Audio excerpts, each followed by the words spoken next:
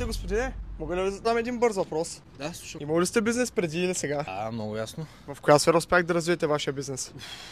Сферата на продажбите. Колко време сте в тази сфера? 4 години и половина, може би някъде. Да, 4 години и половина. Кое е най-важното нещо, което сте научили за продажите през тези 4 години и половина? Че хората лъжат. Никога не им вярвай, когато ти кажат, че нямат пари, нямат време, ще звъннат после. Да, хората наистина лъжат и даже по някое време човек може да изгуби доверие в хората. Коя е най-важната част от продажите? Сетването или колзването? Със сигурност и двете са важни. Ако го сетнеш човека по правилен начин, знаеш, че има пари, знаеш, че има желание, прави работата на клоузъра малко по-лесна, но клоузинга до някъде е по-важна, защото колкото и да си добър сетър, ако няма добър клоузър, няма пари. Абсолютно.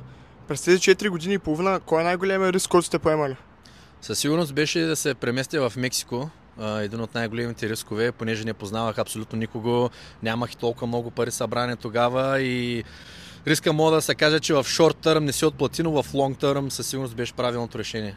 Добре, супер. Ако сега искам да започна в сферата на продажите, кое е най-важното нещо, което бихте ме посъветвали? Просто да започнеш. Няма значение какво продаваш, къде, за кого, дали ти плащат или не. Просто трябва да започнеш да продаваш нещо и да започнеш да се учиш. Това е.